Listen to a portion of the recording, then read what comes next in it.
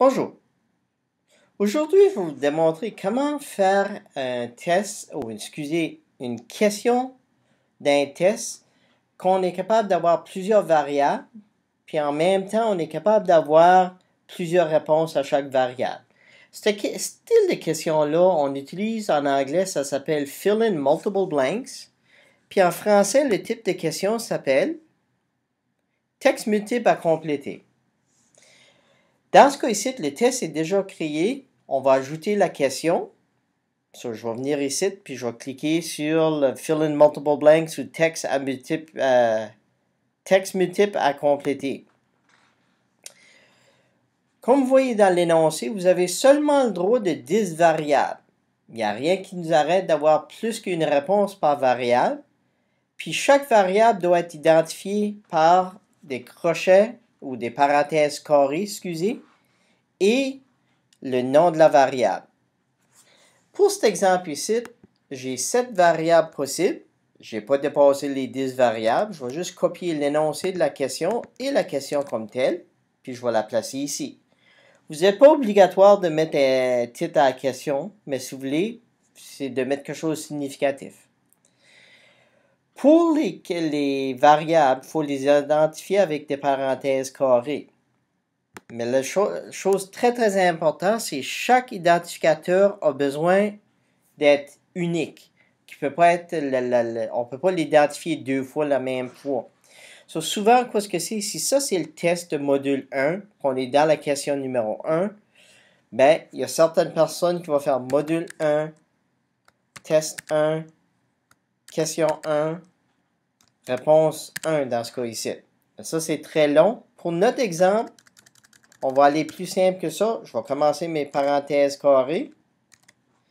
Je vais faire question 1, réponse 1. Je vais fermer la parenthèse carrée. Le deuxième, parce qu'il ne peut pas être duplicaté, ben, c'est la question 1, mais la réponse c'est 2. Ensuite, la troisième, on va l'appeler question 1, réponse 3. Puis on fait ça jusqu'à temps qu'on arrive au septième variable dans cet exemple ici. Pour notre exemple, on va arrêter à 3. La deuxième partie, ça demande si que tu veux autoriser la notation partielle. Puis quoi ce qu'il veut dire par ça? C'est bien simple, c'est que si que tu as un étudiant qui a bien répondu à la première réponse, mais il n'a pas répondu bien aux autres, veux-tu qu'il y ait au moins une portion de sa note pour cette bonne réponse? Si oui, il faut placer un crochet. Si que tu veux qu'il y ait une réponse, qu'il faut toutes les bien répondre pour avoir sa note, tu ne mets pas un crochet dans l'option numéro 2. Mais nous autres, on veut qu'il y ait une note partielle, ou en anglais, ils appellent ça aussi un partial credit. Je vais placer un petit crochet là.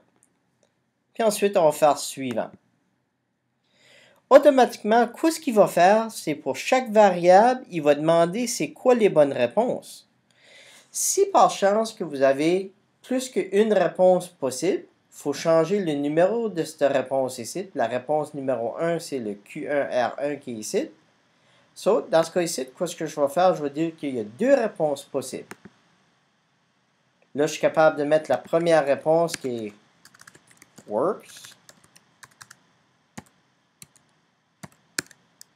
Puis aussi, je peux mettre working. Comme tu peux voir, l'étudiant va être capable de répondre soit un ou l'autre, puis le système va le bien corriger pour toi.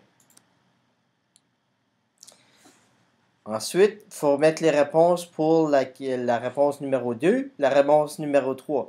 C'est possible qu'il y ait juste une réponse pour la variable. Ça se peut qu'il peut y en avoir plus. Ça se peut qu'il y en ait 3. Mais pour cet exemple ici, je vais juste écrire house. Puis ici, je vais écrire... c'est juste un exemple. Je vais écrire car. OK. Après qu'on a tout fini ça, on fait juste suivant. Il va enregistrer nos réponses. Puis il va nous demander si on a un feedback pour une bonne réponse, pour une mauvaise réponse. C'est pas obligatoire. On va aller soumettre la question. Puis maintenant, la question est dans notre test. Là, pour cet exemple-ci, on va juste garder une question pour notre test. Ça là, puis on va le laisser à 10 points. La manière que ça fonctionne à cette heure, c'est qu'à cette heure que j'ai fini mon test, je vais l'accepter puis le placer dans mon cours.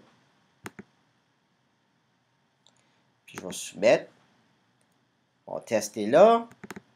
Je vais faire sûr qu'il est disponible juste pour démontrer l'exemple. Ça, je vais dire disponible. Plusieurs tentatives parce que je vais essayer 2 ou 3 fois pour démontrer les résultats. Ensuite, soumettre. OK. Là, je vais le faire comme si j'étais étudiant. Je vais faire mon test. Je vais commencer le test comme tel. Puis c'est ici tout ce que je peux mettre la bonne réponse. Pour moi, cet étudiant ici, lui, il décide, il va mettre work. OK, voilà une des bonnes réponses parce que c'était works ou working. Ici, je vais mettre no, puis ici, je vais mettre yes, juste par exemple. So, cet étudiant ici n'a pas une bonne réponse en tout. Si j'enregistre le test, puis je regarde le résultat, tu vas voir que j'ai fait 0 points sur 10, puis il me dit que je les ai toutes eues de mal. Là, je vais faire le test de nouveau, puis je vais mettre works. Ici, je vais mettre help. Ici, je vais mettre car. OK, so works devrait être bien, car devrait être bien. So quand j'enregistre, puis je vérifie, il me donne 6.667 points sur 10 parce que j'ai eu 2 bonnes réponses sur 3. Puis, juste pour démontrer que l'autre bonne réponse qui était working fonctionne, on va faire le test une 3e fois.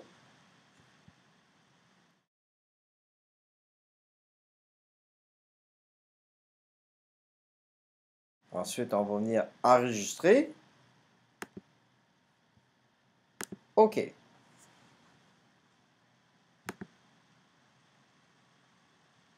Comme tu vois, working était accepté parce qu'il y avait 2 bonnes réponses pour cette variable-là. Si vous avez des questions concernant ce type de questions ou vous avez besoin de plus d'informations, vous avez juste besoin d'envoyer une demande à support@commercial-courenligne.net. Merci, bonne journée.